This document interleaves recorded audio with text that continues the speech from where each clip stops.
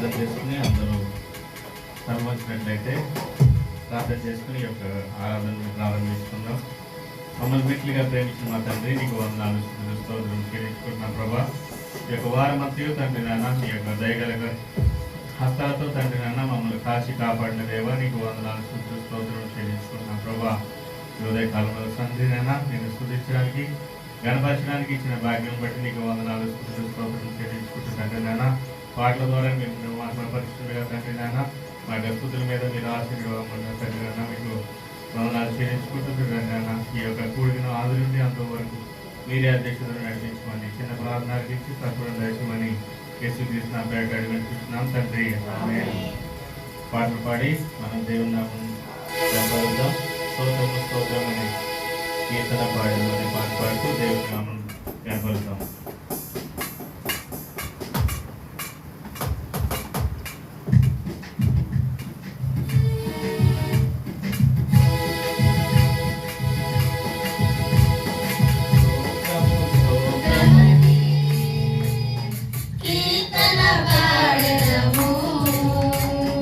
హల్లెలూయా హల్లెలూయా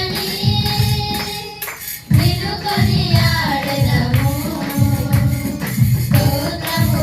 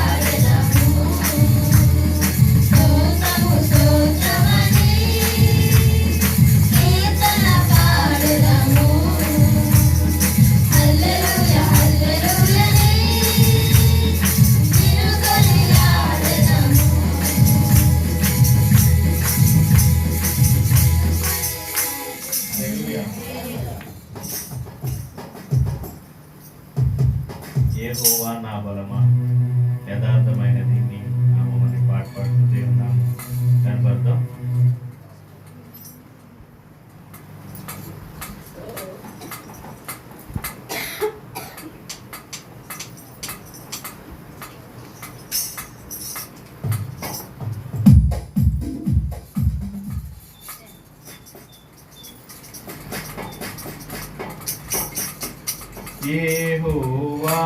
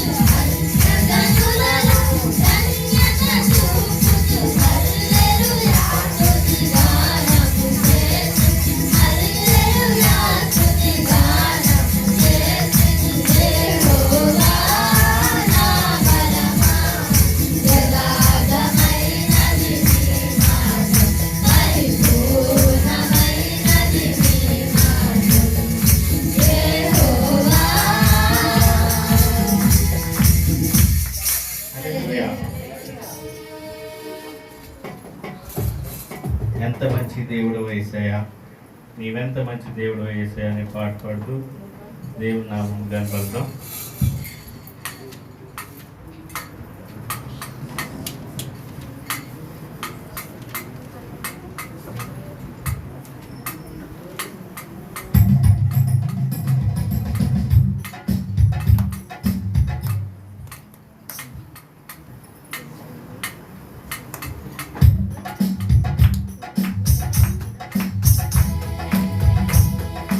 ఎంత మంచి దేవుడు యేసయ్యా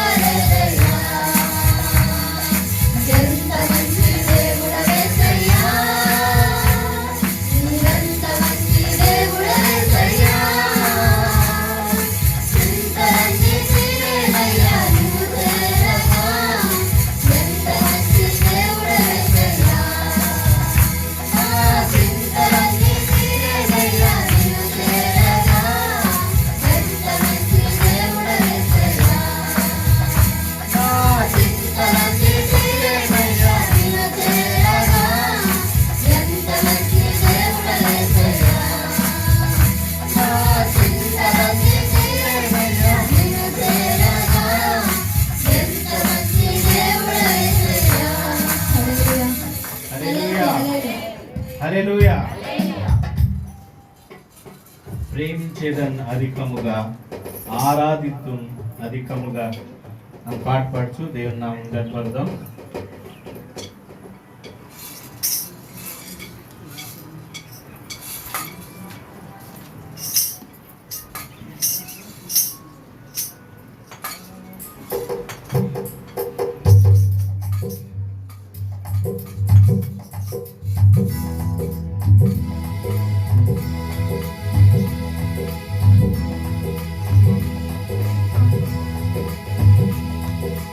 ప్రేమించేదన్ అధికముగా ఆరాధింతున్ ఆశక్తితో ప్రేమించెదన్ అధికముగా ఆరాధింతున్ ఆశక్తితో పూర్ణ మనసుతో ఆరాధింతున్ పూర్ణ బలముతో ప్రేమించెదన్ పూర్ణ మనసుతో ఆరాధింతున్ పూర్ణ బలముతో ప్రేమించెదన్ ఆరాధన ఆరాధన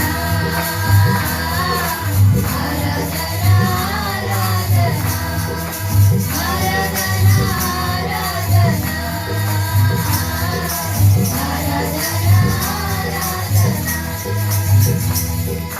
ప్రేమించెదన్ అధికముగా ఆరాధింతున్ ఆశక్తితో ప్రేమించెదన్ అధికముగా ఆరాధింతున్ ఆశక్తితో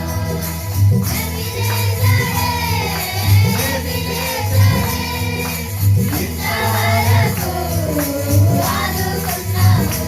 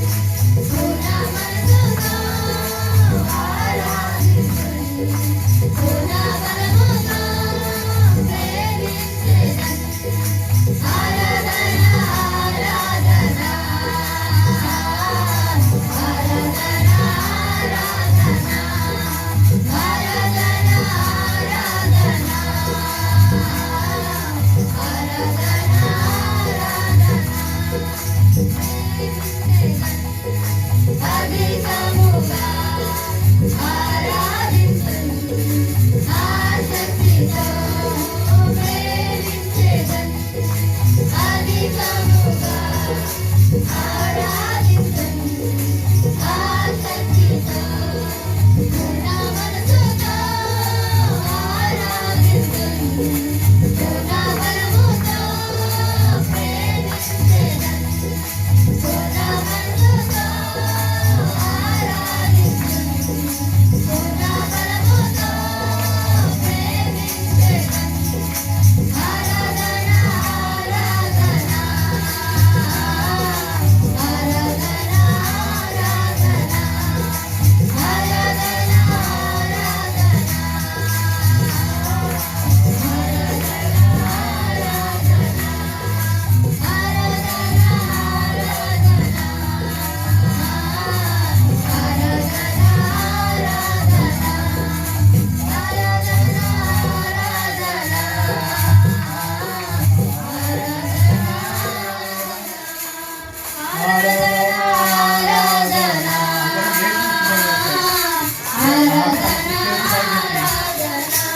అందరూ అలాగే లేచి మహాత్మాను దేవుడు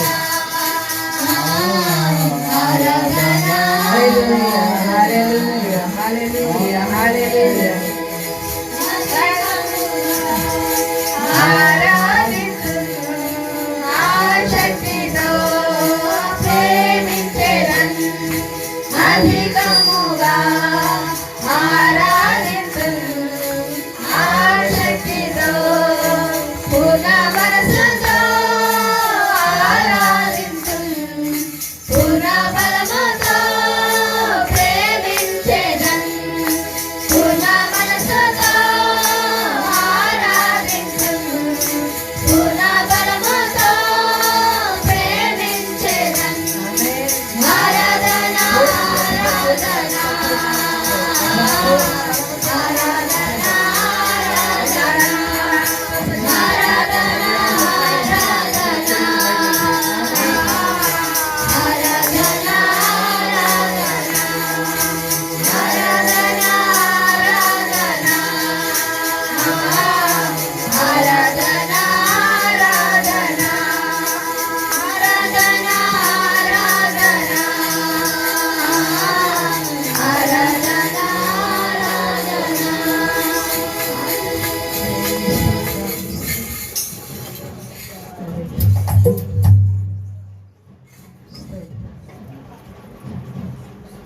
అందరూ అలా లేచి నిలబడాలి.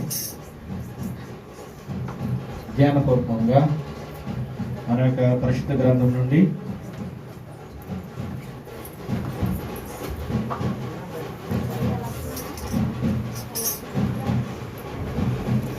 శృతి అట్లే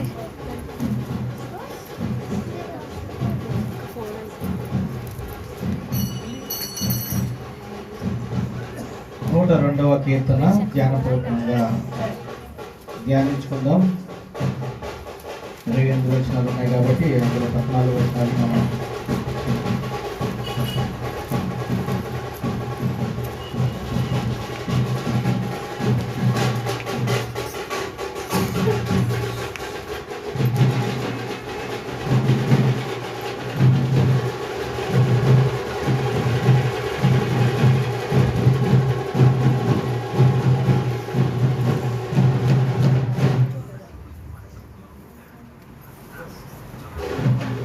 యెహోవా నా ప్రార్థన ఆలకింపుము, నా మొర నీ యొద్ద చేరనిమ్ము. నా కష్ట దినమున నాకు విముఖుడవై ఉండకుము. నా చెవి యొక్కము నేను మొరలినాడు త్వరపడి నాకు ఉత్తరమిమ్ము. పొగ ఎగిరిపోవునట్లుగా నా దినములు తరిగిపోవచ్చున్నవి. పొయ్యిలోనిది కాలిపోయినట్లు నా ఎముకలు కాలిపోయినవి. ఎండ దెబ్బకు వాడిన గడ్డి వలె నా హృదయము వాడిపోయి ఉన్నది. భోజనము చేయుటకే నేను మరచిపోయి చేయుచున్నాను. నా మూల్గుల శబ్దము వలన నా ఎముకలు నా దేహమునకు అంటుకొని పోయినవి. నేను అడవిలోని గూడబాతును పోలి ఉన్నాను. పాడైన స్థలంలోని బయటి కంటి వలె ఉన్నాను. రాత్రి మెలకువగా నుండి ఇంటి మీద ఒంటరిగానున్న పిచ్చుక వలెనున్నాను. దినమెల్లా నా శత్రువులు నన్ను నిందించుచున్నారు. నా మీద వెర్రి కోపము గలవారు నా పేరు చెప్పి శపింతురు. నీ కోపాజ్ఞ బట్టి నీ అనుగ్రహమును బట్టి బూడిదను ఆహారంగాను భుజించుచున్నాను. నా పానీయముతో పన్నీళ్లు కలుపుకొనుచున్నాను. నీవు నన్ను పైకెత్తి పారవేసి ఉన్నావు. నా దినములు సాగిపోయిన నీడను పోలి ఉన్నవి. గడ్డి వలె నేను వాడి ఉన్నాను. యెహోవా, నీవు నిత్యము సింహాసనుడవై నీ నామస్మరణ తరతరములుండును. నీవు లేచి సియోనును కరుణించెదవు. దాని మీద దయచూపుటకు కాలము వచ్చెను. నిర్ణయ కాలమే వచ్చెను. దాని రాళ్ళు నీ సేవకులకు ప్రియములు. వారు దాని మంటిని కనికరించుదురు. దేవుడి పరిశుద్ధ వాక్యం మనమెంటిలో దీవించి ఆస్వాదించి భద్రపరచును గాక. ఆమేన్. అందరూ కూర్చున్నట్లయితే మరి ముందుగా పేరు ఇచ్చినట్లు సిస్టర్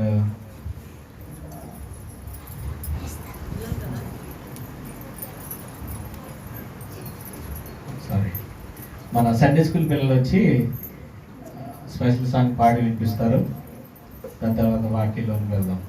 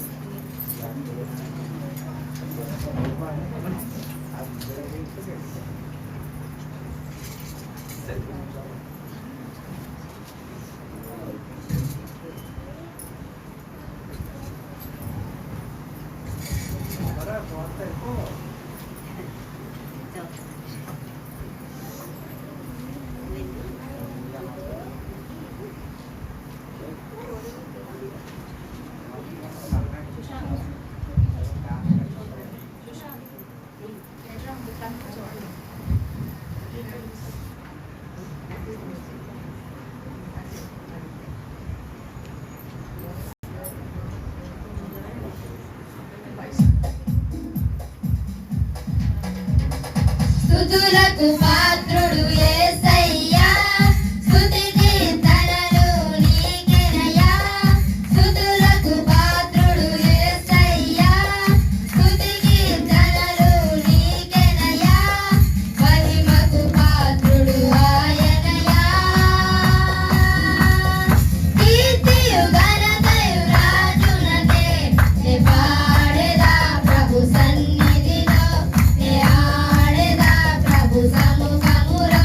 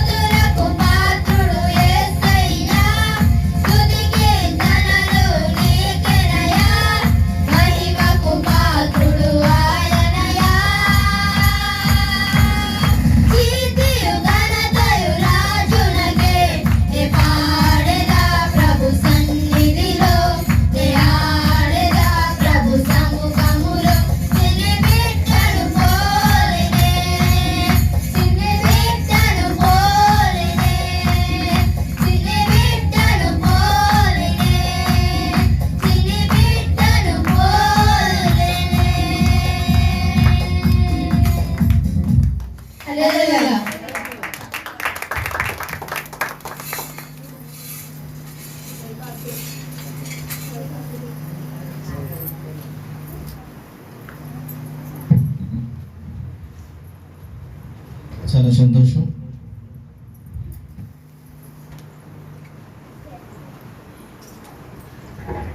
దేవుని నామంలో సండే స్కూల్ పిల్లలు ఈ విధంగా దేవుని స్తుతించడానికి కల్పించిన టీచర్ గారిని బట్టి అలాగే నేర్చుకున్న పిల్లల్ని బట్టి దేవుని నామంలో వందనాలు చెల్లించుకుంటున్నాను. అలాగే అందరూ చప్పట్లు కొట్టి ప్రోత్సహించాం. మరి కొన్ని దేవుని పాటలు నేర్చుకుని దేవుని నామంలో వాళ్ళందరూ కూడా దేవునిలో ఇంకా భయభక్తులు కలిగి ఇంకను వాళ్ళ యొక్క తలాంతులను దేవుని కొరకు ఉపయోగించాలని మీరందరూ మీ యొక్క అనుదిన ప్రార్థనలో జ్ఞాపకం చేసుకోవాలని కోరుకుంటున్నాను. అలాగే ఇప్పుడు ముఖ్యమైన సమయంలోకి వచ్చాం కాబట్టి మన యొక్క హృదయాల్ని దేవుని వాక్యం కొరకు మనం సిద్ధపాటు చేసుకుందాం. ప్రతి ఒక్కరు మీ యొక్క హృదయాల్ని ఏదైతే దేవుడు మన కొరకు మాట్లాడబోచున్నాడో ఆ మాటలను మన హృదయంలో భద్రపరుచుకున్నట్లు మన యొక్క హృదయాల్ని దేవుని కోసం మనం సిద్ధపరచుకుందాం. అందరూ కూడా కళ్ళు మూసుకుని 2 నిమిషాలు నాతో పాటు చిన్న పనులు పాడుతూ మన యొక్క హృదయాల్ని దేవుని యొక్క మాటల కొరకు మనం సిద్ధపాటు చేసుకుందాం. నీ వాక్యమే నన్ను బ్రతికించెను, ఆదలలో నెమ్మదినిచ్చెను. నీ వాక్యమే నన్ను బ్రతికించెను, ఆదలలో నెమ్మదినిచ్చెను. దయా సత్య సంపూర్ణుడా, వాక్యమై ఉన్న యేసు వందనమయ్యా. కృపా సత్య దయా సత్య సంపూర్ణుడా, వాక్యమై ఉన్న యేసు వందనమయ్యా. నీ వాక్యమే నన్ను బ్రతికించెను, బాధలలో నెమ్మదినిచ్చెను. అందరూ చప్పట్లు కొట్టి మన వాక్యానికి ఆహ్వానిద్దాం.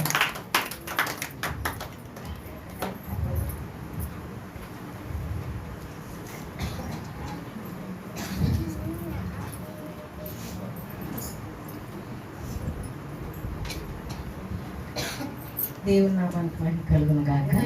హల్లెలూయా, హల్లెలూయా, హల్లెలూయా. మల్లేష్ బాబు ముందుకు వచ్చండి. వెనక్కి వచ్చిన వారు వెనక్కి కూర్చుంటారు, ముందు వచ్చిన వారు ముందు కూర్చుంటారు. కనుక ఖాళీగా చోటు కూర్చోరు, ముందు కూర్చోరు. అందరూ బాగున్నారండి? అందరూ బాగున్నారా? హల్లెలూయా. అందరు ఇక్కడే ఉన్నారా? ఒకసారి లేచి నిలబడదామా?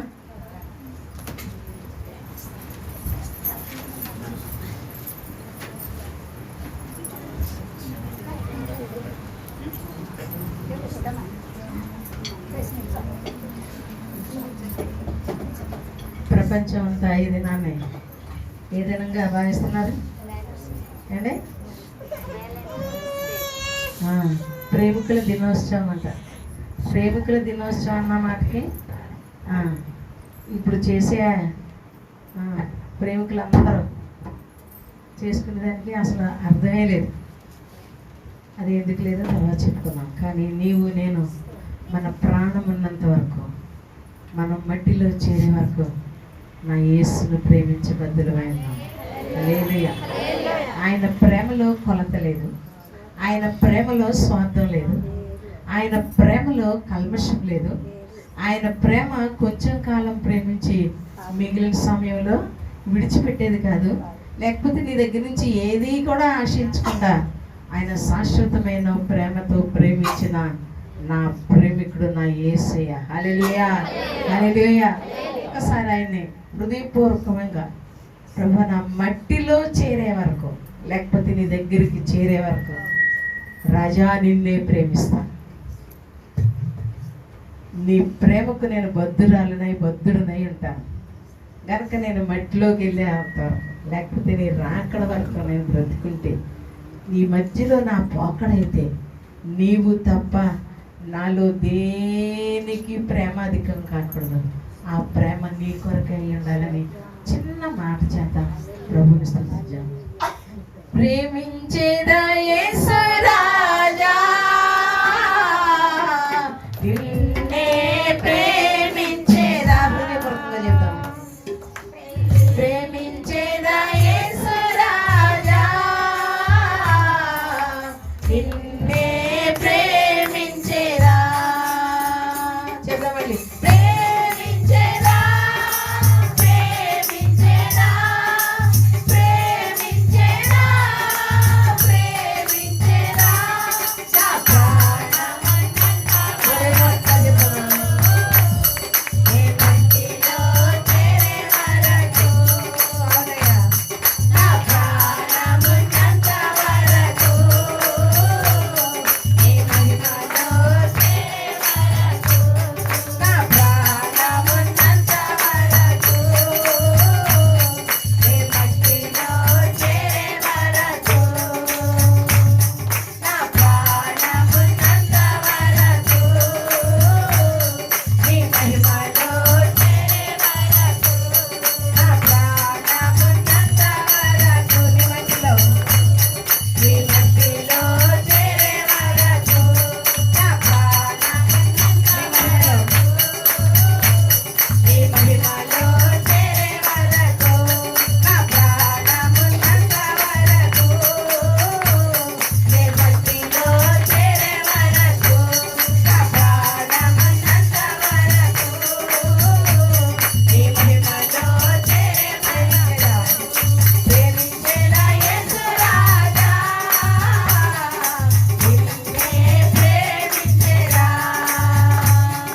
ప్రేమించేదా యేసు రాజా నాలో ఏ ప్రేమకు కావుండకూడదు నీ ప్రేమకే నాకు ఆనందం కావాలి ప్రేమించేదా యేసు రాజా నిన్నే ప్రేమించేదా ప్రేమించేదా యేసు రాజా నిన్నే ప్రేమించేదా ప్రేమించేదా యేసు రాజా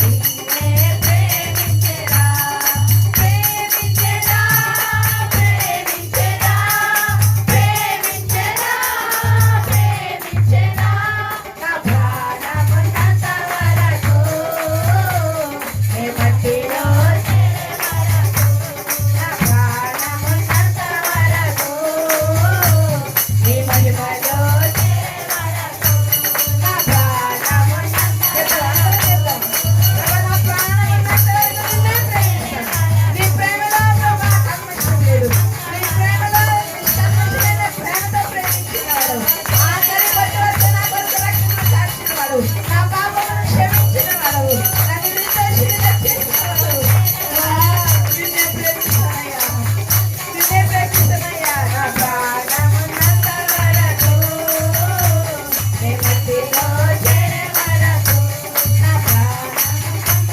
వరకు నీ మహిమలో చేరే వరకు నీ మహిమలో చేరే వరకు నీ మహిమలో చేరే వరకు నీ మహిమలో చేరే వరకు నీ మహిమలో చేరే వరకు హల్లెలూయా హల్లెలూయా హల్లెలూయా హల్లెలూయా ప్రభువా నీకు స్తోత్రం నా ప్రాణమున్నంత వరకు ప్రభువా నీ ప్రేమకు నేను కొట్టుడాలి యుగ యుగములు నీతో జీవించట కొరకు నిన్నే ప్రేమిస్తాను ప్రభు. నేను మట్టిలో చేరు వరకు నైనా ఏ ప్రేమ నాకు వద్దయ్యా నీ ప్రేమ చాలయ్యా నీ ప్రేమ చాలయ్యా నీ ప్రేమ చాలయ్యా మా మంచి కాపరి మా గొప్ప కాపరి నమ్ముకొనదగిన మంచి కాపరి నీకు కృతజ్ఞతాస్తుతులు చెల్లించుకోవచ్చు నీవు మాతో మాట్లాడే సమయంలోకి మేము వచ్చాం ప్రభా ఇంతవరకు పాటల ద్వారా ప్రార్థనల ద్వారా స్తుతి ద్వారా మేము నీ దగ్గరికి వచ్చాం ఇప్పుడు నీవు మాతో సమయంలో ప్రభా మమ్మల్ని మా హృదయాలు మీకు సమర్పించుకోవచ్చు నిన్ను ప్రేమించదమని ప్రభా నీ కొరకు మేము జీవించదమని నీ ప్రేమకు బద్దులమైందమని నిన్ను స్తుతించుండగా నీ ఆత్మ చేత మాతో మాట్లాడి దర్శించి మహిమ తెచ్చుకోమని యేసు దివ్యనామమున స్తుతించుచున్నాము తండ్రి ఆమేన్. ఒకరొకరు షేక్ హ్యాండ్ తీసుకోండి, వందనాలు చెప్పుకోండి. మీకు తెలుసా ఆ స్పర్శ, షేక్ హ్యాండ్ తీసుకునే స్పర్శ వాళ్ళెంతో ఏం చేస్తారు తెలుసా? ఏం చేస్తారు తెలుసా? ఒక్కరినొకరు హత్తుకున్నంతగా భావం కలుగు చేస్తారు. దేవునికి స్తోత్రం కలిగింది కాక. అందరూ కూర్చున్నాం, మాట్లాడుకోండి. హల్లెలూయా, హల్లెలూయా. వెనక వచ్చేవారు త్వరగా కూర్చోడానికి అనుకూలంగా కూర్చున్నాం, క్రమంలో పంక్తులు తీర్చి కూర్చున్నాం. మీరు మాట్లాడకూడదు. భోజనానికి కూర్చున్నట్టు కూర్చోకూడదు. దేవుని మాట వినడానికి వచ్చాం, దేవుని మాట వైపు. అమ్మా నువ్వు తర్వాత ఆడుతుంది, ఇక్కడ లైవ్ నడుస్తుంది. ఇంటికి వెళ్ళిపోయి ఆడుకోండి 24 గంటలు పర్లేదు, ఎవరు వద్దండి. ఇచ్చేయండి మీరు అందరూ కొత్త ఆ అమ్మాయిని అలాంటి ఇచ్చేయండి. డిస్టర్బెన్స్ ఉండదు, నడుస్తుంది, లైవ్ నడుస్తుంది కొంచెం. హల్లెలూయా, హల్లెలూయా, హల్లెలూయా. ఎవరిని ప్రేమిద్దాం? ఎవరిని? నిజంగానేనా? నిజంగానేనా? అయితే ఒకసారి దేవుని స్తోత్రం చెప్పండి. ప్రేమించేవాడు అలా చెప్తారా? చప్పట్లు కొట్టి నవ్వుతో చెప్తారు. నా యేసయ్య ప్రేమలో ఏం లేదండి, ఏం లేదు. కొంచెం గట్టిగా చెప్పండి. ఏం లేదు, స్వార్థం లేదండి. నా యేసయ్య ప్రేమలో ఇంకేం లేదు అంటే గట్టిగా చెప్పండి. మనం పొందుకుంటున్నామండి, మనం పొందుకుంటున్నాం. ఆయన ప్రేమలో స్వార్థం. ఆయన ప్రేమ ఎలాంటి ప్రేమ అంటే ఎంత ఘోర పాపినైనా క్షమించే ప్రేమ, శాశ్వత ప్రేమ. దీనికి ఇంకా తిరుగులేదు ఆ మాటకి. హల్లెలూయా.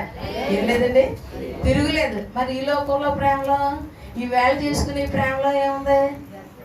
ఏముందండి? కొంతకాలమే ఆకర్షణ, ఉన్నంతకాలమే డబ్బు, ఉన్నంతకాలమే ఎదిరించినంతకాలమే.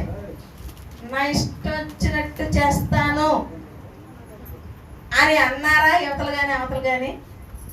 నీ దారి నీదే, నా దారి నాదే, లేకపోతే కసక్క నువ్వు ఉండకూడదు ఇంకా, అంతే.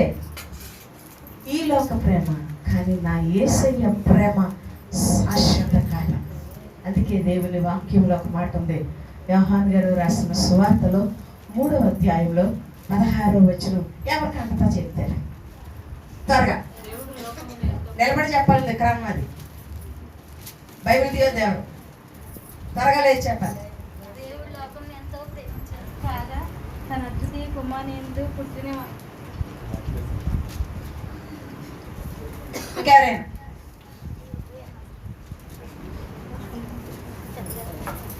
ఎవరు లేరా? ఎవరు లేరా? దేవుడు లోకం ఎంతో ప్రేమించిన కాగా తన అద్వితీయ కుమారుని నశింపక నిత్య జీవం అనుగ్రహించినట్టు ఆయన అనుగ్రహించాడు. కానీ కొంచెం అక్కడక్కడ స్లిప్ అయ్యండి. దేవుడు లోకమును ఇప్పుడు తీర్చేది ఎంతో ప్రేమించాడు కాగా ఆయన తన అద్వితీయ కుమారునిగా పుట్టిన వాని యందు విశ్వాసముంచు ప్రతి వాడును నశింపక. అది కరెక్ట్. యోహాను గారు రాసిన తన సువార్తలో ఈ మాట రాశారు. కొంచెం కాకపోతే కొంచెం అన్న బెటర్గా చెప్పాడు కనుక అన్నీ కట్ చేయకూడదు, కట్ చేయకూడదు. గిఫ్ట్ ఇచ్చారు కదా బాబు, ఎందుకంటే మరి ఏదో అంతా కష్టపడ్డాడు కదా, ఇవ్వకూడదా సహజంగానే, కానీ చాలా కష్టపడ్డాడు కదా, అందులో చేస్తాను చెప్పండి. ఏ సమయంలో ఏది అడుగుతానో తెలియదు, గిఫ్ట్లు మీకు రెడీగా ఉంటాయి పొందుకోవలసిన వారి. సంవత్సరం ఆకారంలో ఇది కూడా చెప్పాను నేను, ఎవరి ఇంట్లో ఎక్కువ గిఫ్ట్లు ఉంటాయో వాళ్ళకి మళ్ళీ గిఫ్ట్ ఉంటుంది. అది ఏ సమయంలో ఏది అడుగుతానో తెలియదు. దేవుడు లోకమును ఎంతో ప్రేమించాను కాగా ఆయన తన, ఏ మాట పొలిపోకూడదు, ఆయన తన అద్వితీయ కుమారునిగా పుట్టిన వాని యందు విశ్వాసముంచు ప్రతి వాడును. అది ఏం పొందుతాడట? నిత్య జీవం పొందినట్లు ఆయనను మన కొరకు అనుగ్రహించాడు. దేవునికి ఏ స్వార్థం లేదండి, ఏమీ దాచుకోలేదండి. దేవునికి మహిమ కలుగుగా. మన ప్రేమలో కొంచెం అంత కొంచెం స్వార్థం ఉంటుంది. ఎంత భార్యాభర్తలు ఏక శరీరం అని చెప్పినా స్వార్థాలు మనకి ఉంటాయి. కానీ నా యేసు ప్రేమలో నీవు ఆయనతో ప్రధానం చేయబడిన బాప్తిస్మం అనబడే కార్యక్రమం ద్వారా నీవు ఆయనతో ప్రధానం చేయబడితే నీవు ఆయన దగ్గరికి చేరేంత వరకు ఏ స్వార్థం లేకుండా నిన్ను ప్రేమించే దేవుడు. హల్లెలూయా, హల్లెలూయా. ఈ లోకంలో ఈ ప్రపంచమంతా ఈ దినంలో చేసుకునే ఆ క్రియను బట్టి మనం కొన్ని ఆలోచనలు కలిగి ఉండాలి. ఎందుకంటే నేను అంటాను, ఈ ప్రేమికుల దినం మదర్స్ డే, ఫాదర్స్ డే, చెప్పండి, teachers' day, children's day, death day, birthday, marriage day, ఏంటి లేవా, ఏంటి ఉమెన్స్ డే అండి, ఇప్పుడు ఏదో రోజ్ డే అంట, ఏంటి టెడ్డీ బేర్ డే. ఏంటండి డేలు, ఏంటే? నేను అంటాను, నువ్వు దేవుని దగ్గరికి వెళ్ళే రోజు గురించి ఎదురు చూడాలి. హల్లెలూయా. ఆ రోజు గురించి నువ్వు ప్రయాసపడాలా. ఈ బుద్ధి లేని వాళ్ళు ఈ మాట ఎందుకు పెట్టారో నాకు తెలియదు, వ్యాలంటైన్స్ డే అని. వ్యాలంటైన్స్ అన్నది ఒక వ్యక్తి పేరు. ఎంతమంది తెలుసు ఈ మాట? వ్యాలెన్స్ డే అన్నది ఒక వ్యక్తి పేరు. ఆ వ్యక్తి పేరు నీకు రోజా అంటే వెనకాల వేరు వేరు భావాలు ఉంటున్నాయి. అంత మనకు అనవసరం. మనం ఈ దినంలో మనం కొంచెం ఆలోచన చేసుకుందాం. ఈ ఎంతమంది ఇప్పుడు పార్కుల గాడీలు ఉండవు, హోటల్ గాడీలు ఉండవు. అమ్మమ్మమ్మమ్మమ్మమ్మ ఎంతకాలం అండి ఆ ప్రేమ. హల్లెలూయా, హల్లెలూయా. దేవుడు లోకమును ఎంతో, ఇది ఎవ్వరికి అవగాహన లేని స్థితిలో ఆ మాటను ప్రక్కన పెట్టి ఈ లోకంలో నా ప్రేమ కొరకు ఎదురు చూస్తారు. అసలు ఈ వ్యాలంటైన్ అన్న వ్యక్తి ఎక్కడి నుంచి వచ్చాడంటే రోమా సామ్రాజ్యంలో ఒక సైనికుడు ఈయన. ఎవరండి? ఒక సైనికుడు ఈయన. అయితే ఆ రాజుగారు సైనికులకు వివాహం లేదు, సైనికులకు కుటుంబం లేదు, సైనికులకు భార్య లేదు. ఎందుకు ఉండదు చెప్పాల అండి? ఎందుకు ఉండదంటే భార్య ఉంటే భార్య మీద, పిల్లలుంటే పిల్లల మీద. సైన్యంతో చేయవలసిన భాగం అతను దాన్ని చేయలేడు.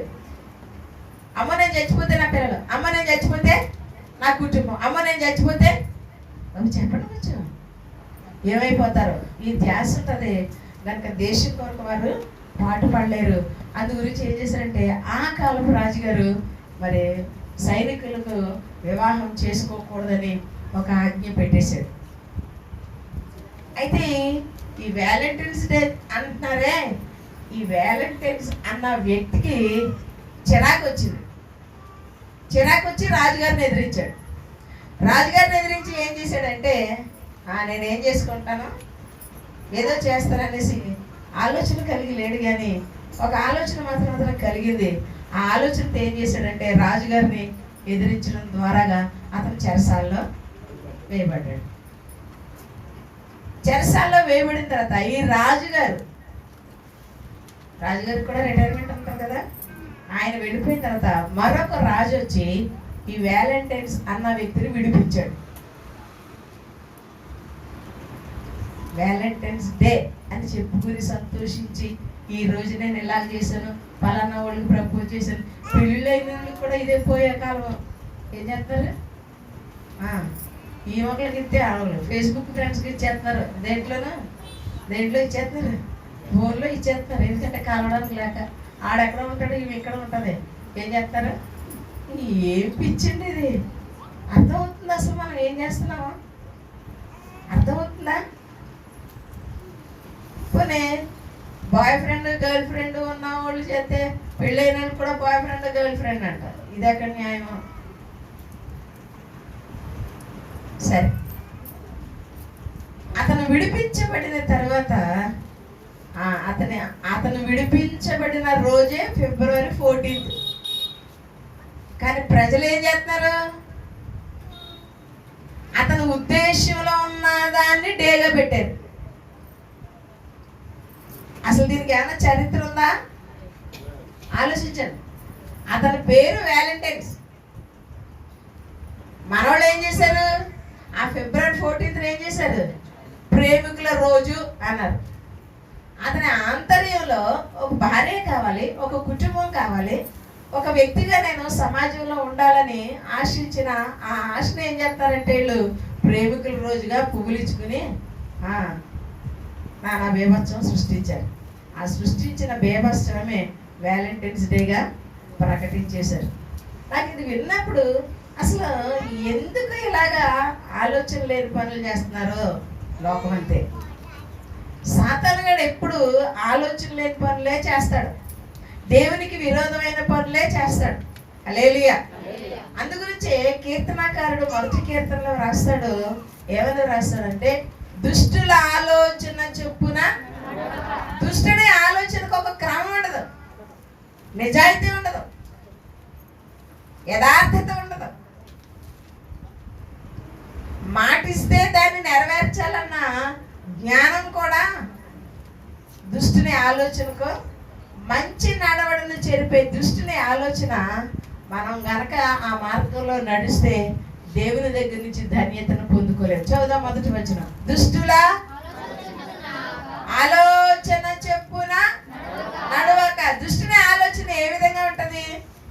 దుష్టుని ఆలోచన మనలను మంచి నడవడి నుండి చెరిపేసే గొప్ప ఆయుధం దుష్టుడికి ఉంది. హల్లెలూయా, హల్లెలూయా. ఎందుకంటే మంచి చేయడానికి సాధారణంగా మనుషులు కూడుకోరండి. మంచి చేయడానికి ప్రజలు కూడుకోరు. అదే చెడు, ఇప్పుడు అక్కడ గొల్లు చేయనామండి, ఇక్కడ మన దగ్గర ఎంతమంది ఉంటారు, బయటికి ఎంతమంది వెళ్ళిపోతారు. హల్లెలూయా, హల్లెలూయా.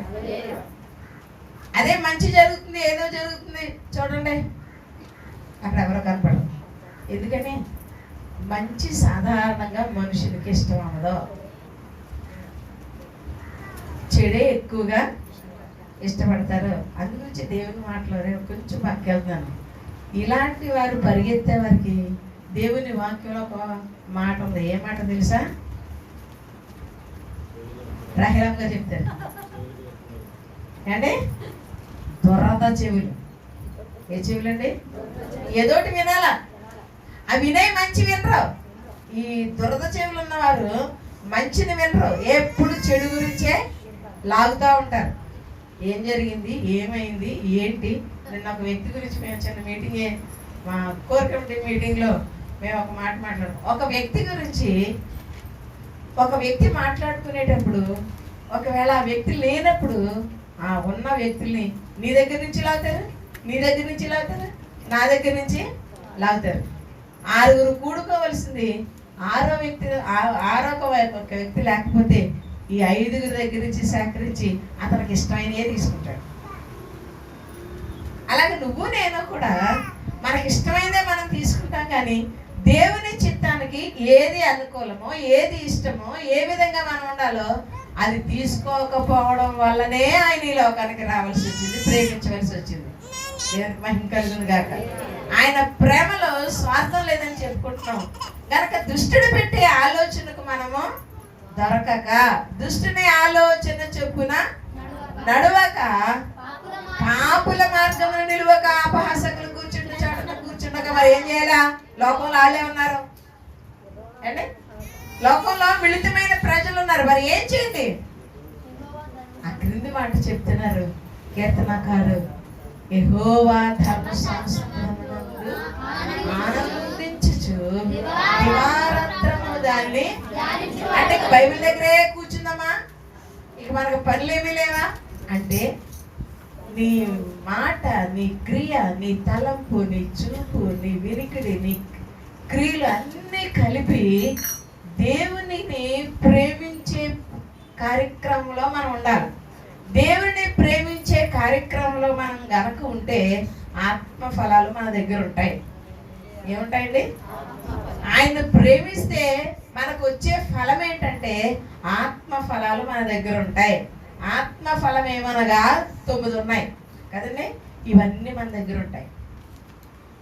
దేవుణ్ణి ప్రేమిస్తే దివారాత్రము దానిని ధ్యానించువాడు ధన్యకరమైన జీవితంలో ధన్యుడు అని నీవు అనిపించుకోవాలనుకుంటే, ధన్యుడుగా దేవుని రాజ్యానికి నువ్వు ప్రవేశించాలంటే, ధన్యుడుగా ఈ లోకంలో నీకు మంచి పేరు రావాలంటే, ధన్యుడుగా నీవు పిలవబడాలంటే, గొప్పవాడివిగా నీవు ఘనతను కోరాలి అనుకుంటే, ఒకవేళ నీకు కావాలనుకుంటే నువ్వు యెహోవా ధర్మశాస్త్రమును నువ్వు ధ్యానించాలి.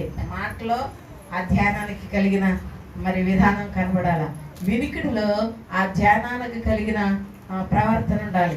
నీ చూపులో ఆ ధ్యానానికి కలిగిన భయం ఉండాలి. నీ నడకలో ఆ ధ్యానానికి కలిగిన ఏ మార్గంగా మనం వెళ్తున్నామో అది కనపడాలి. దేవునికి స్తోత్రం కలిగిన గాక. నీవు ధన్యుడవు. ఎప్పుడు ధన్యుడవు? దివారాత్రం అంటే నీ పడక, నీ నడక, నీ చూపు, ప్రతిదీ కూడా ఎందుకంటే ఆయనకు తెలుసు అది ఆయన దృష్టికి యోగ్యమైనదిగా, ధన్యతలో ప్రవేశించేదిగా నీ ప్రవర్తన ఉండాలని ఆ కీర్తనాకారుడు ఎవరెవరి దగ్గర ఉంటే ఈ ధన్యతను పోగొట్టుకుంటావో చెప్తున్నాడు. దుష్టుని ఆలోచన చెప్పుంటే నువ్వు ధన్యుడు అనిపించుకోవు. పాపుల మార్గమున నీవు ఉంటే నీవు ధన్యుడు అనిపించుకోవు. ఇంకా ఇంకొకరికి ఏక నవ్వే నవ్విస్తారు. హాస్యపు మాటలు చెప్పి హాస్యంగా మాట్లాడు, అవతల వారి గురించి కొంచెం హేళనగా మాట్లాడు, నవ్విస్తారు. అలాంటివి ఉన్న చోట దేవుని భయం ఏమాత్రం ఉండదు, ధన్యుడు అని అనిపించుకోలేరు. హల్లెలూయా. యెహోవా ధర్మశాస్త్రమునందు ఆనందించు. ఆనందం కావాలి మనకి. ఎక్కడ వస్తుంది ఆనందం అంటే మనం పాడుకుంటాం కదా అప్పుడప్పుడు, ఏమని? నా యేసుని సన్నిధిలోనే. ఎందుకంటే ఆయన సన్నిధిలో ఉన్న మనము, ఆయన దగ్గరగా ఉన్న మనము, ఆయనను ప్రేమిస్తున్నామని చెప్పుకుంటున్న మనము, ఆయన ప్రేమకు బద్దులమై ఉన్నామని చెప్పుకుంటున్న మన దగ్గర దుష్టుని ఆలోచన కనబడకూడదు, అపహాసకులు చోటన మనం కనబడకూడదు. ఇంకెక్కడ కనబడకూడదు? పాపులుండే చోట మనము. ఎవరు పాపులు అంటే మనం చెప్పుకొస్తాం, ఆడు దొంగోడండి, ఆడు వ్యభిచారండి, ఆమె మంచిది కాదండి, మోసపూరితమైందండి, అది ఇది అంటారు. కానీ దేవుని వాక్యం చెప్తుంది తెలుసా? నువ్వు దేవునికి అతిక్రమముగా ఉండడమే, క్రమము లేని స్థితిలో ఉండడమే పాపం. ఏ పాపం? అన్నీ సంపాదించి ఏమి చేసినా క్రమము లేని పద్ధతిలో గనక మనం ఉంటే అతిక్రమముగా ఉన్నవారు అని పిలువబడతాం. అతిక్రమమే పాపము. హల్లెలూయా. ఏ అతిక్రమము?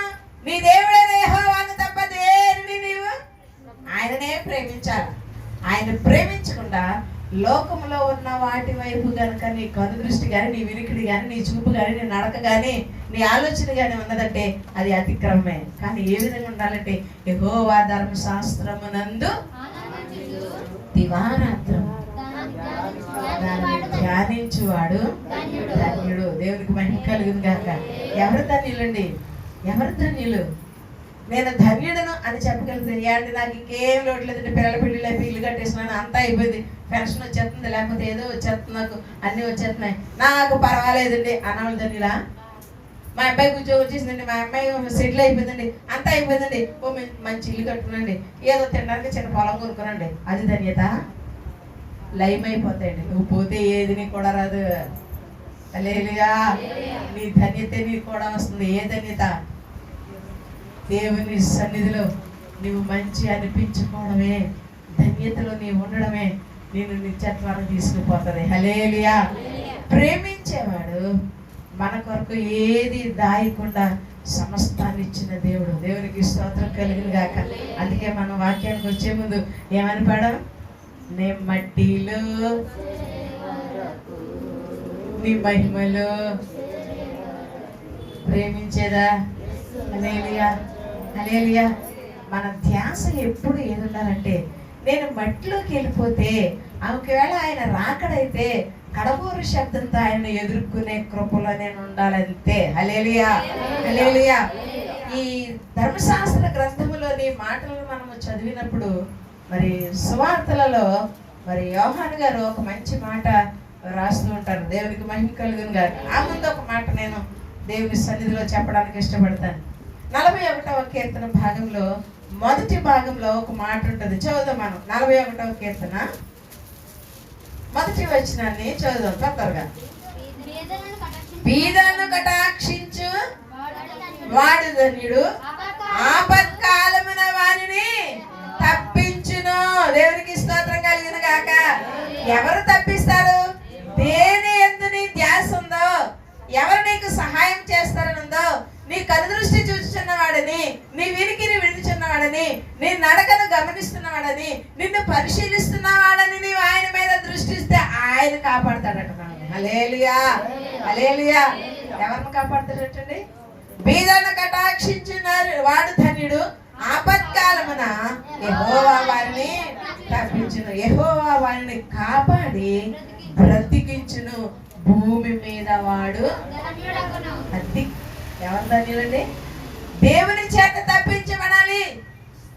ఈ లోకంలో ఉన్న వాటి తప్పింపబడడం గురించి కాదండి, నరకాగ్ని నుండి తప్పించబడడే నువ్వు ధన్యుడు. హల్లెలూయా, హల్లెలూయా. అర్థమైందా అండి? అర్థమైన ఏంటంట ఏంటంట ఎవరికి ప్రభు లేడో వారు బేదలండి. హల్లెలూయా. ఎంత ధనవంతుడైనా, ఎంత ఆశపడైనా, ఎంత శాస్త్రవేత్త అయినా, ఎంత పాటగాడైనా, ఎంతటి వాడైనా సరే నా యేసు లేకపోతే వాడి జీవితం సున్నా, ఆమె జీవితం సున్నా. నా యేసు ఉంటేనే విలువ. హల్లెలూయా. నేను వారం చెప్పుకున్నాం కదా, గాడిదకి ఎంత విలువ వచ్చిందండి. పెంట కుప్పలో దొరిలే రాళ్ళలోనూ రప్పల్లోనూ నడిచి ఆ గాడిదకి ఎంత విలువ వచ్చింది? ఏ విలువ వచ్చింది? త్వరగా చెప్పాలి. నా యేసయ్యను ఎత్తుకుందండి. ఆమె ఎక్కడ నడిచింది అప్పుడు? అంటే పెంటల్లో నడిచిందా? కొట్టల్లో నడిచిందా? నా యేసయ్యను ఎప్పుడైతే ప్రేమించి ఎత్తుకుని పోతుందో, మోసుకుని పోతుందో, గాడిదకి విలువ కలిగింది. హల్లెలూయా. నా యేసయ్యను ఎవరు చేర్చుకుంటాము వారికి విలువ. చదువు మళ్ళీ ఒకసారి. యెహోవా వారిని కాపాడి బ్రతికించును, భూమి మీద వాడు. హల్లెలూయా. నీవు నిత్యత్వానికి వెళ్ళాలి అంటే నువ్వు దేవుని చేత కాపాడబడాలి, నీవు దేవుని చేత భద్రపరచబడాలి, దేవుని వాక్యము చేత నిన్ను నీవు కాపాడుకోవాలి, దేవుడిచ్చిన కట్టడల చేత నిన్ను నీవు కట్టుకోవాలి. హల్లెలూయా. ధన్యుడు అవుతావు. దేవునికి స్తోత్రం కలిగిన గాక. ఇందాక చెప్పుకున్నట్టుగా అన్ని లోకంలో ఉన్నాయని కలిగితే ధన్యులు కాదండి. రోజు వెళ్ళిపోతుంది, రోజు కట్టేసుకుంటున్నాం అంటే ధన్యత కాదండి. మరి ఏ ధన్యత? మంచి మార్కులు వచ్చేసే మరి ధన్యుడు రా అన్నాం. ఇంకా తెచ్చుకోవాలంటాం, అంతే కదండి. ఫస్ట్ ర్యాంక్ వస్తే నెక్స్ట్ మళ్ళీ ఏమంటాం? దీంట్లో కూడా నువ్వు మనిషికి ఆశకి అంతలేదు, కానీ దేవుని వాక్యం చెప్తుంది యెహోవా వారిని కాపాడును, ఆపత్కాలమున వారిని తప్పించును, భూమి మీద నీవు ధన్యుడు అవుతావు. ఆయన చేత తప్పించబడాలి, ఆయన చేత భద్రపరచబడాలి, ఆయన ప్రేమలో బద్దులమై ఉండాలి. అప్పుడు నీవు కాపాడబడతావు. దేవునికి స్తోత్రం కలిగిన గాక. హల్లెలూయా. ఇలా కాపాడబడి భద్రపరచబడాలి అనడానికి మోషే గారు తన ధర్మశాస్త్ర గ్రంథంలోని మాటలు మనకు తెలియజేసినప్పుడు ఆత్మ సంబంధమైన మరి విషయాలను గమనించిన యోహాను గారు తన సువార్తలో ఈ మాటలు రాస్తున్నారు. చూద్దాం. యోహాను గారు రాసిన పత్రిక, క్షమించండి, యోహాను గారు రాసిన సువార్త 1వ అధ్యాయము 17వ వచనాన్ని మనం చదువుదాం. త్వరగా చదువుదాం. ధర్మశాస్త్రము ఎవరి ద్వారా? ధర్మశాస్త్ర గ్రంథము మనకి మోషే గారి ద్వారాగా అనుగ్రహింపబడెను. కృపయు సత్యమును యేసుక్రీస్తు ద్వారా మనకి కలిగెను. ఎవడైనను ఎప్పుడైనను దేవుని లేదు. తండ్రి తండ్రి రొమ్ముననున్న అద్వితీయ కుమారుడే ఆయనను బయలుపరచు. ఇప్పుడు మీకు ఏం కావాలంటే, ధన్యుడు అవ్వాలంటే ఇక్కడ ఒక మాట వినబడుతుంది మనకి. కృపా సత్యము యేసు క్రీస్తు ద్వారా మనకు అనుగ్రహింపబడింది. ఆ కృపలోను సత్యములోను నీవు నడిస్తేనే నీవు ధన్యుడు. ఆయన గొప్ప దేవుడు అండి. ఆయన కృప మా పట్ల ఉందండి. అద్భుత రీతిలో పోషించాడు అంటాం. నేను అంటాను, పోషింపబడ్డం కాదండి, నీవు ఆయన చేత బడా నమ్మకమైన మంచి దాసుడా అనిపించుకోవాలి. ధర్మశాస్త్ర గ్రంథం నీకు ఏది బోధిస్తుందో అది నీవు చేయగలిగితే, ఆయన కృపలో సత్యములో మనము జీవించగలిగితే నీవు ధన్యుడు అవుతావు. హల్లెలూయా. ధన్యత, ధన్యుడు కావాలి, మనం ధన్యులం కావాలి. దుష్టుని ఆలోచన చెప్పున నడవకుండా మనం ఉండినప్పుడు దేవుని ధన్యతను మనము సంపాదించుకుంటామని దేవుని లేఖన భాగము మనకు తెలియజేస్తుంది. అది చదువుతారని మళ్ళీ కొంచెం. ఆయన నామమును బట్టి మనము ధన్యులమని పిలువబడే కృప కూడా మనకు దొరుకుతుంది. 112వ కీర్తన భాగంలో 1వ వచనంలో ఆయన మంచి మాటను మన కొరకు వ్రాసాడు. ఒకసారి మనం దాన్ని చదువుదాం. 112వ కీర్తన 1వ వచనాన్ని చదువుదాం. యెహోవాను స్తుతించుడి, యెహోవా యందు భయభక్తులు కలవాడు ఆయన ఆజ్ఞలను బట్టి అధికముగా ఆనందించువాడు. ధర్మశాస్త్ర గ్రంథములో ఏమున్నాయంటే చదువుకున్నాం కదా, యోహాను గారు రాసిన సువార్తలో 1వ అధ్యాయం 17వ వచనంలో కృప సత్యమును ప్రభువైన యేసు క్రీస్తు ద్వారా మనకు అనుగ్రహింపబడ్డాయి. అయితే ఇక్కడ ఏం రాయబడుతుందంటే, యెహోవా యందు భయభక్తులు గలవాడు ఆయన ఆజ్ఞను బట్టి అధికముగా ఆనందించేవాడు. దేవునికి మహిమ కలుగును. ఆయన మనకు ఆజ్ఞ ఇచ్చాడు. ఎన్ని ఆజ్ఞలు ఇచ్చాడు? ఎవరైనా చెప్తారా? 10 ఆజ్ఞలు ఎవరైనా చెప్తారా? మరి తెలియాలి మనకి అవి. ఏం ఆజ్ఞ ఇచ్చాడు మనకి? ఏం చేయమన్నాడు? మోషేకి ఇచ్చిన ఆ ధర్మశాస్త్ర గ్రంథంలోని ఆజ్ఞలు ఏంటి? ఆ ఆజ్ఞల ద్వారాగా మనము ధన్యులమట. ఇక్కడ ఉంది కదా, ఆయన ఆజ్ఞను బట్టి అధికముగా ఆనందించేవాడు. ఆయన ఏ ఆజ్ఞ ఇచ్చారు, ఆయన ఏ ఆజ్ఞలు మనం చేయమని ఆజ్ఞాపించారు, అవి మనకు తెలియాలా. అప్పుడు ధన్యులు అనిపించుకుంటాం. ఆజ్ఞలే మనకు తెలియనప్పుడు దానిలో ఉన్న ధన్యతను ఎలా పొందగలుగుతాం అండి? ఏదైనా మనకి కావాల్సి వచ్చినప్పుడు దాన్ని మనం తెచ్చుకోవాలనుకున్నప్పుడు ఆ ప్లేస్ మనకు తెలియాలా, అంతేనా? లేకపోతే మనకి తెచ్చుకోగలమా, పొందుకోగలమా? ఆయన ఆజ్ఞలేంటో మనం తెలియజేయబడాలి. దేవునికి మహిమ కలుగును గాక.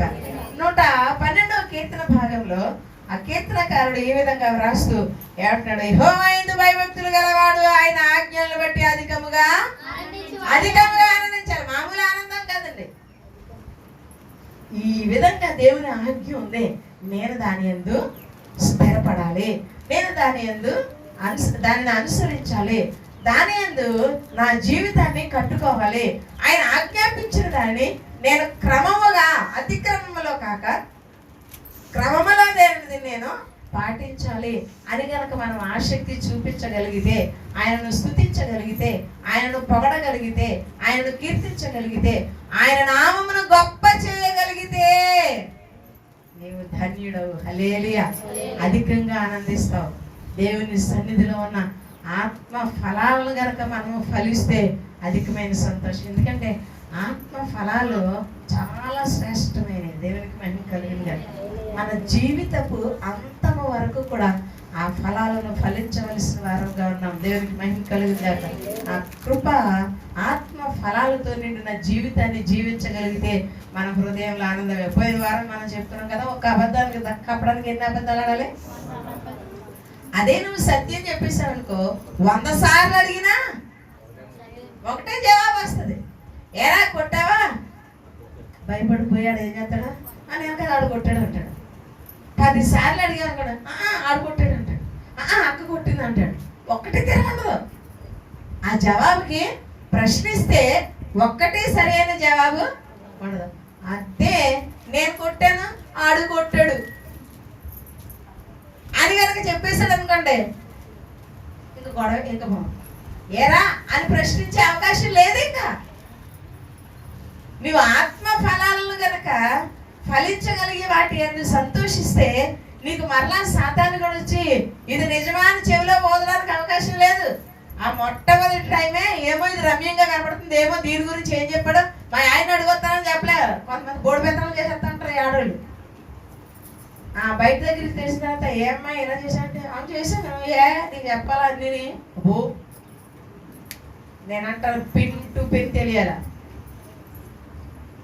మా పిల్లలు ఎవరు ఇది కూడా చెప్పేసావా చెప్పాలి, బయట నుంచి తెలియకూడదు. భర్త కొన్నిసార్లు తన నిర్ణయాలు తీసుకున్నప్పుడు భర్తలో కొంచెం మెలకుగా ఉండే అన్నీ చెప్పకూడదు, కొన్నింటిని లోపలించుకోవాలి. ఎందుకంటే స్త్రీలు బలహీనమైన ఘటాలు. అందుకే బలహీనమైన ఘటాలని ఎందుకు చెప్తారంటే వీళ్ళకి లోబు ఎక్కువ, ఏమెక్కువ, ప్రతిదాన్ని ప్రేమించేస్తారు, గుడ్డిగా నమ్మేస్తారు. అందుగురించే నా తండ్రి అయిన అబ్రహాం ఏం చేశాడంటే భార్యకు తెలియకుండా 18 సంవత్సరాల కొడుకుని ఇచ్చేయడానికి పర్వతం ఎక్కి తీసుకెళ్ళిపోతున్నాడు. చెప్పాడా? జ్ఞానం కూడా కొన్నిసార్లు వివేకం ఉండాలి. హల్లెలూయా. అన్ని నమ్మేయకూడదు. అదే అబ్రహాము భార్య మాటను వినేశాడు, కలత చెందుకున్నాడు. అన్ని వినకూడదు, కొన్ని జాగ్రత్తగా ఆలోచించాలి. అందు గురించి దేవుని వాక్యం పురుషుల గురించి చాలా జాగ్రత్తగా. ఒక దినాన్ని నేను పురుషుల గురించి ప్రత్యేకమైన మీటింగ్ పెడతాను, దాంట్లో మనం విషయాలు మాట్లాడుకుందాం. ఎందుకంటే వాళ్ళకి తెలిసిపోతాయి. వద్దు, వాక్యం చెబితే వాళ్ళు మీతో ఎక్కి ఉంటారు, లేకపోతే మిమ్మల్ని సపోర్ట్ చేస్తున్నాం అమ్మంటారు. వద్దులే, మనం తర్వాత మాట్లాడుకుందాం. హల్లెలూయా, హల్లెలూయా.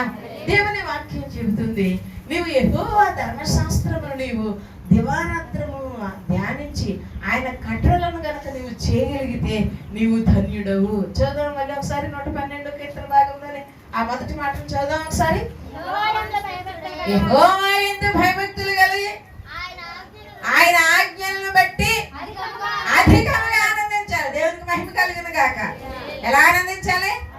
దేవుడు నాకు ఇది చెప్పాడు, సత్యమును వెంబడించమన్నాడు, యథార్థంగా ఉండమన్నాడు, ఆయన కట్టడలను మనము ఆయన ఆజ్ఞలను మనము చేయాలని చెప్పాడు, నాకు ఇది సూచించాడు గనక నేను ఇది చేస్తాను అని గనక నువ్వు ఉత్సాహంతో కానీ చేయడానికి ఇష్టపడితే నీవు అప్పుడు ధన్యుడు. దేవునికి మహిమ కలుగును గాక.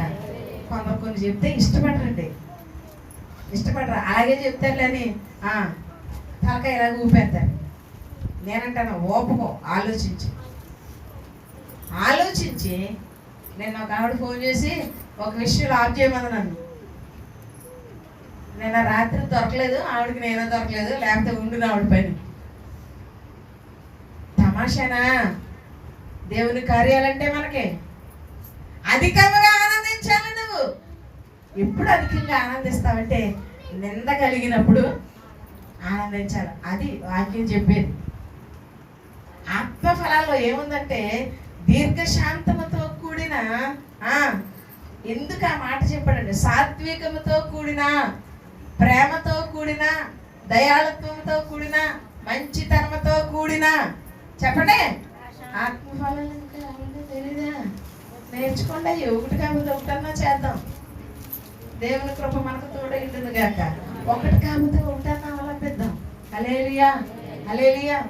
కనుక నీవు నేను కూడా దేవుని ధర్మశాస్త్ర గ్రంథములో మనకి ఏదైతే తెలియచేయబడుతుందో దాన్ని చేసేటప్పుడు నింద, అవమానము, శ్రమ, దుఃఖము, వెలివేయబడట ఇవన్నీ ఉంటాయి. అప్పుడు ఒకవేళ నువ్వు నిజంగా ఆ వెలివేయబడడం కనుక ఒప్పుకుంటే నీ హృదయంలో సంతోషించడం ఏనండి. ఎందుకో తెలుసా?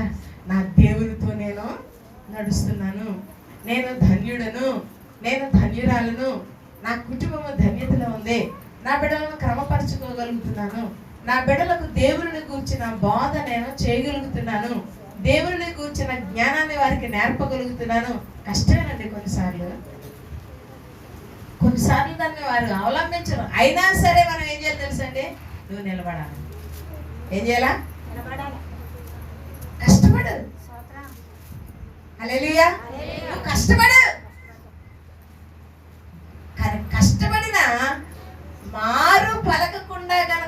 చేయగలిగితే ఆయన కార్యం చేస్తాడు. అప్పుడు నీకు ధన్యుడు. దైవ కార్యం ఎప్పుడైతే నీ గృహంలో జరిగిందో అప్పుడు మనం ధన్యులు. దేవునికి మహిమ కలుగును గాక. పెళ్ళైపోవడం ధన్యత కాదండి, పిల్లలు పుట్టేయడం ధన్యత కాదు, లేకపోతే ఒక మంచి పొజిషన్లో ఉన్న ధన్యత కాదు. ఎంత ఒబామా లాంటికైనా సరే దేవుడు అవసరమే. హల్లెలూయా. మారు మనసు లేకపోతే ఎందుకు పనికిరాడండి? మారు మనసు లేకపోతే ఎందుకు పనికిరాడు? ధన్యత లేదు ఆయన జీవితంలో. దేవునికి మహిమ కలుగును. సామెతల గ్రంథం 29వ అధ్యాయం 18వ వచనం కనుక మనం చదవగలిగితే దేవుని మాట ఈ విధంగా తెలియజేయబడుతుంది. సామెతల గ్రంథము 18వ అధ్యాయంలోని ఆ మాటను మనం చదువుదాం ఒకసారి. అమ్మా 29:18 వచనం.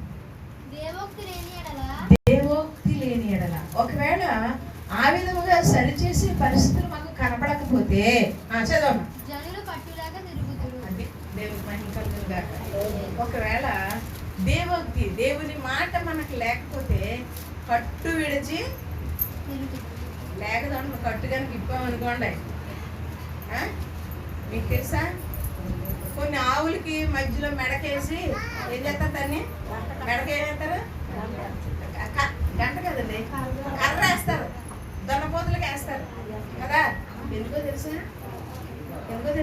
చెప్పండి కొంచెం గట్టిగా. మంచిది కాదు అది. దాని ఇష్టానుసారంగా అన్నిటికీ వేరున్నాయి, అన్నిటికీ వేరు. ఆవుకి, గేదెకి, దొన్నపోతుకి వేస్తారు. అందుకే అంటారు ఇష్టానుసారంగా తిరిగి వారికి మెళ్ళ ఏమయ్యాలా? గుదయ్యాలా? గుదికర్ర. అది అసలైన మాట. గుదికర్ర కడతారు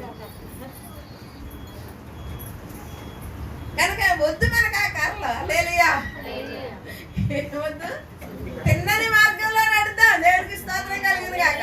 ధన్యులం అనిపించుకుందాం. దేవునికి మహిమ కలుగును గాక. ఏ చదవ మళ్ళీ చదువు. 18. దేవోక్తి లేని ఎడల జనులు పట్టు లేక. అది అవసరమా మనకి?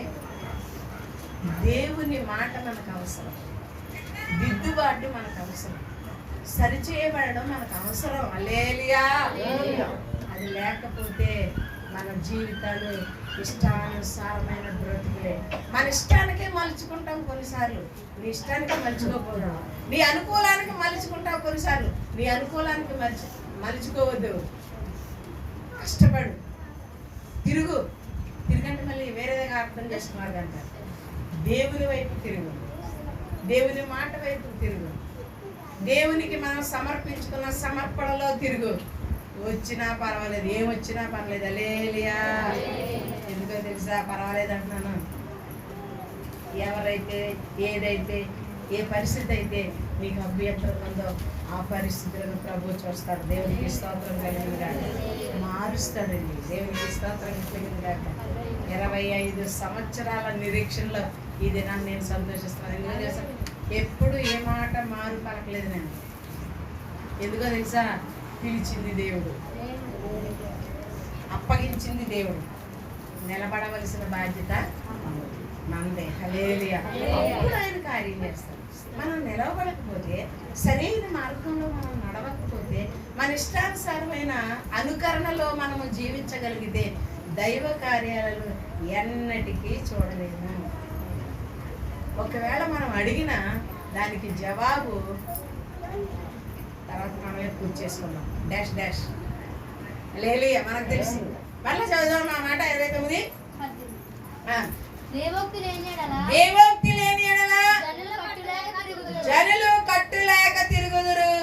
ధర్మశాస్త్రమును అనుసరించువాడు ఎవరు ధన్యులు? మళ్ళా గుదికర్ర వేసుకుంటే మంచిదా? అది పరిగెత్తలేదు, ఇష్టానుసారంగా పరిగెత్తుతుంది అనమాట. అందు గురించి మెళ్ళో అదే వేస్తారు. ఇష్టానుసారంగా నీ మెళ్ళో దేవుని వాక్యం వేసుకో, నిన్ను సరి అయిందిగా నడిపిస్తావు. దేవోక్తి నీకు ఉండాలి, కంఠభూషణముగా ధరించుకోవాలి దేవుని మాటను. దేవునికి మహిమ కలుగును గాక. హల్లెలూయా. హల్లెలూయా. దేవుని వాక్యాన్ని గనక గుదికర్రగా మనం భావించి మనం మెళ్ళో వేసుకుంటే నిన్ను సరిగ్గా నడిపిస్తుంది. గొంతులైనదో. హల్లెలూయా. హల్లెలూయా. దానికి మాట చేత మనము బలపరచబడుదుము గాక. ఏంటంటే దేవోక్తి లేని జనులు కట్టులేక తిరుగుదురు, ధర్మశాస్త్రమును అనుసరించు వారు ధన్యుడు. ఏటో ఈ ధర్మశాస్త్రం అంట పట్టుకుంది వేళ అమ్మ అనుకుంటున్నారా? దేవుని దగ్గరికి రా. హల్లెలూయా, హల్లెలూయా. జ్ఞానం నేర్పుతాడు ఆయన, బుద్ధిని ఇస్తాడు ఆయన, ఆలోచన ఇస్తాడు ఆయన, సరైన మార్గంలో నడిపిస్తాడు ఆయన, నీకు గౌరవాన్ని ఇస్తాడు ఆయన. దేవునికి స్తోత్రం. హల్లెలూయా. నిన్ను గౌరవించే వ్యక్తిగా చేస్తాడు ఆయన. ఇప్పుడు తెలుసా, ఆయన ఆజ్ఞలందు నువ్వు అధికముగా ఆనందిస్తే, ధర్మశాస్త్రమును కనుక నీవు అనుసరిస్తే, ధర్మశాస్త్ర గ్రంథంలో నా మాట వల్ల చూద్దాం ఒకసారి. ధర్మశాస్త్రం అనుసరిస్తే నువ్వు ధన్యుడు అనిపించుకుంటావు. దేవునికి స్తోత్రం కలుగును గాక. ఏ ధన్యత కావాలి మనకి ఈ సమయంలో? దాని యందు మనం దృష్టి పెడదాం. ఏ ధన్యత కావాలి మనకి? హల్లెలూయా. ఏ విధంగా ధన్యుడు అనిపించుకోవాలనుకుంటున్నావు? ఏ విధంగా దేవుని సన్నిధానంలో నీవు దేవుని కొరకు ప్రయాసపడాలనుకుంటున్నావు? దేవుని కార్యాలు చూడాలనుకుంటున్నావు, అద్భుతాలు చూడాలనుకుంటున్నావు, ఆశ్చర్య కార్యాలు చూడాలనుకుంటున్నావు. ఆయన ఒక్కడే మహాశ్చర్య కార్యములను ఆయనకి ఇస్తావా సమయం? నువ్వు ధన్యుడిగా ఉంటూ దేవునికి ఇస్తావా అద్భుతాల కొరకు సమయాన్ని? దేవునికి ఇస్తావా ఆయన కార్యం చేయడానికి సమయాన్ని? దేవునికి ఇస్తావా నువ్వు నడవడికలో మంచి నడవడికలో నడుపుతూ దేవుని వాక్యాన్ని కంఠహారముగా ధరించుకుని ఆయన త్రోవలో నువ్వు నడిస్తే ఆయన చేసే కార్యాల వైపు నువ్వు చూడడానికి ఇష్టపడతావా? ఇది నాన్న. హల్లెలూయా, హల్లెలూయా. ధర్మశాస్త్ర గ్రంథము మనకి ఏది తెలియజేస్తుందో దాని యందు మనం నిలిచి ఉండగలిగితే, దాని యందు మనం ఆనందించగలిగితే, దానిని కనుక మనం అనుసరించగలిగితే నీవు ధన్యుడవు. హల్లెలూయా, హల్లెలూయా.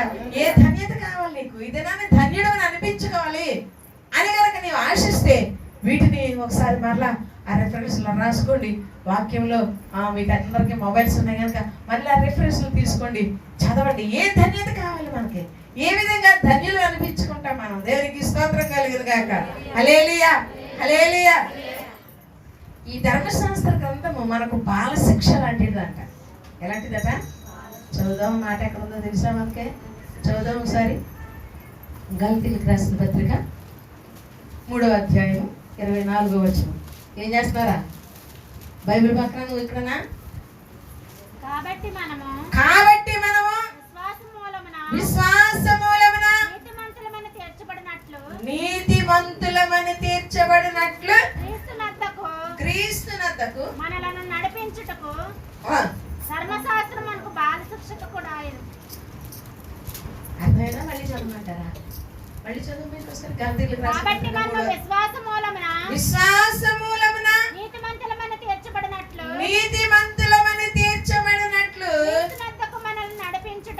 క్రీస్తునద్దకు దేవుని వద్దకు మనల్ని నడిపించుటకు ధర్మశాస్త్రము మనకు బాల శిక్షకుడు ఆయన. అది దేవుని సన్నిధికి ధన్యులు అని అనిపించుకోవడానికి, ఆయన మహిమలో చేరడానికి, నిత్య జీవము పొందడానికి, జీవ కిరీటము పొందడానికి, జీవజలపు ఊట త్రాగనివ్వడానికి నువ్వు ఎలాగంటే నువ్వు అలాగ చేయబడ్డానికి, మరచబడ్డానికి, దేవుని సన్నిధిలో మనం దాని ధన్యులు అని అనిపించుకోవడానికి దేవుని ధర్మశాస్త్ర గ్రంథము మనకి ఏదంట?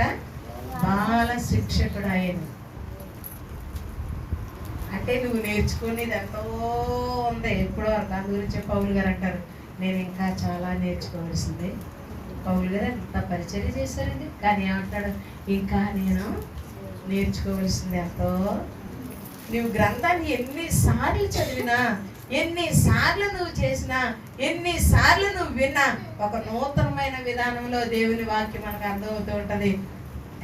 అనేక మంది దేవుని మాటలు చెప్పినప్పుడు పలు రీతిలుగా మనల్ని ధైర్యపరిచే మాట మన కొరకు గ్రంథంలో నుంచి తీసి వినిపింప చేస్తూ ఉంటాడు దేవుడు. దేవునికి స్తోత్రం కలిగిన గాక.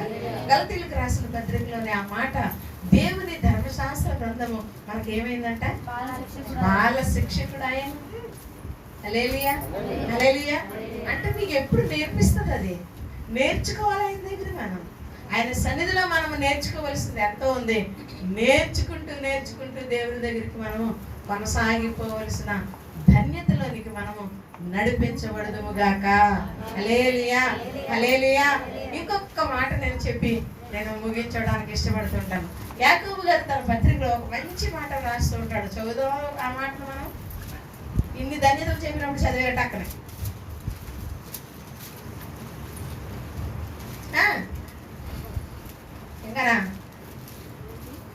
ఇంకా తీయలేదా? యాకోబు గారు రాశారండి మంచి మాట. రాహేలం గారు గుర్తులేదా మీకు? చదువు మొదటి అధ్యాయం చెప్పేది చదువుతారేమో. దేవుని యొక్కయు ప్రభువైన యేసుక్రీస్తు యొక్కయు చదువు. దాసుడైన యాకోబు కాదమ్మా, చదువు. 12వ వచనం చదువు. అతడు శోధనకు నిలిచిన వాడే శోధన సహించువాడు ధన్యుడు. అతడు శోధనకు నిలిచిన వాడై ప్రభు తన్ను ప్రేమించు వారికి వాగ్దానము చేసిన జీవ కిరీటము. నీకు శోధన రావాలా? శ్రమలు లేని క్రైస్తవ్యమే కాదు. నీకు శ్రమలు లేవా? నువ్వు దేవుని వాక్యం సరైన రీతిలో పాటించట్లేదు అన్నమాట. సాఫీగా పోతుందా? అని చూసారా? సరే అలాగే ఉంటుందిలే. ఎక్కడికన్నా చేస్తాం, ఎన్నైనా చేస్తాం. మనకెక్కడ కుదురుతుందండి? కుదురుతుంది. హల్లెలూయా. నీకు కుదరదని అనుకో. ఆయన ధర్మశాస్త్ర గ్రంథములోని మాటలను వినినప్పుడు నువ్వు తీర్మానించుకుంటావు. కొన్నిసార్లు ఆ తీర్మానం ఏం కలుగుతుందంటే శోధన ఇరుకు కలుగుతుంది. అప్పుడు ఏం చేయాలి తెలుసా? వెనక్కి తిరగదు. ఇంగ్లీష్లో పాట ఉంది కదా, తెలుగులోనే చెప్తున్నాం. మనం వెనక్కి తిరిగి ఎందుకని మా ఊళ్ళు పెద్దలు మర్చిపోయినట్టున్నారు ఆ మాటనే. వదిలేస్తే మర్చిపోతాం మనం. దాన్ని ఏమంటారంటే సాగిరే వేయడం అంటారు. ఒకసారి మళ్ళీ దాన్ని మనం జ్ఞాపకం తెచ్చుకోవాలి. మనం వెనక్కి తిరిగి చూడకూడదండి. నువ్వు తీర్మానించుకున్న తీర్మానం వైపు వెనక చూడగలిగితే నువ్వు ధన్యుడు అనిపించుకుంటావు. శోధన కలుగుద్ది. హల్లెలూయా. చదువుదాం ఆ మాట మళ్ళీ. శోధన సహించువాడు ధన్యుడు. అంతే. ఫుల్ స్టాప్ ఉంది అక్కడ. ఎందుకు ధన్యుడు అవుతావంటే ప్రక్కన కంటిన్యూషన్ ఉంది. ఏముంది? అతడు శోధనకు నిలిచిన వాడే నిలబడాలి. నీ నడక ఆయన ఆజ్ఞలు అయిపోయి ఉండాలి. నీ ఆలోచన ధర్మశాస్త్రం ఆనందించేదిగా ఉండాలి. నీ వినికిడి, నీ చూపు, నీ క్రియ, నీ తలంపు సమస్తము ఏమై ఉండాలంటే నువ్వు దేవుని సన్నిధిలో చెప్దాం ఇందాక చదివాం మనం. ఆయన ఆజ్ఞను మనము పాటించేవారమై ఉంటే నువ్వు ధన్యుడు అవుతావు. ధన్యుడు అనిపించుకోవాలనుందా? దేవుని మాట ఈ దినంలో నీకు ఏమైనా తట్టిందా? లేకపోతే ధన్యుడు అనిపించుకోవాలనుకుంటున్నావా? నీ చేయి పైకెత్తు, ప్రార్థన చేసుకుందాం. ధన్యుడు కావాలన్నా ప్రభా నీ ధర్మశాస్త్ర గ్రంథాన్ని ధ్యానిస్తే చాలంటే నేను ధన్యుడు అవుతానంట. దివారాత్రులు దాన్ని ఆలోచన కలిగితే చూపులో వినికిడిలో సమస్తములో నిన్ను కనుక నేను ధ్యానిస్తే నేను ధన్యుడు అవుతానంట. ప్రభా నేను ధన్యుడు అవ్వాలని, నీ ఆజ్ఞలు పాటించాలని, నీ కట్టలను అనుసరించాలని ధర్మశాస్త్ర గ్రంథము నాకు బాలశిక్షకుడు అయ్యింది కనుక ఆ బాలశిక్ష నాకు ఏదైతే నేర్పిందో ఆ శిక్షలో నీకు శిష్యుడు అవ్వాలని, ధన్యుడు అవ్వాలని ఉందయ్యా అని నీకు ఎలా కోరిక కలిగి ఉంటే నీ కుడి హస్తం దేవుని వైపు చూపిస్తావా? ఎవ్వరు చూడద్దు. ఎవరు చూడదు. నీ హస్తం నీ దేవుడు చూడాలి.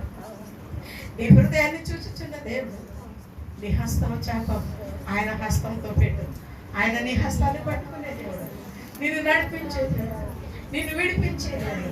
ఒకవేళ నువ్వు అలాగ అవ్వడానికి నువ్వు ఇష్టపడుతున్నావు, నీ చేతిని పూర్తిగా ఎత్తు. సగం ఎత్తద్దండి, సగం సమర్పణ ఏమనిపిస్తుంది. నీ చేతిని పూర్తిగా ఎత్తు. నీ దేవుని వైపు చూపించండి. పూర్తిగా ఎత్తితే ఆయన చూస్తారంటే పూర్తిగా ఎత్తితే నీ హృదయం కాదు. కానీ ప్రార్థన చేయడానికి నేను నీ చేతిని ఎత్తమన్నాను. నీ చేతులు ఎత్తిన వారు లేచి నిలబడతారా? ప్రభా నేను ధన్యుడు అనిపించుకోవాలి, నేను ధన్యురాలు అనిపించుకోవాలి.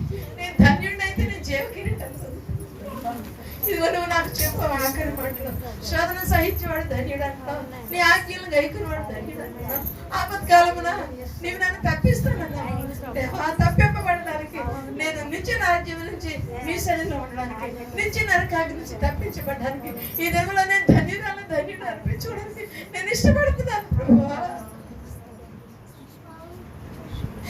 నన్ను చూచుచున్నదిగా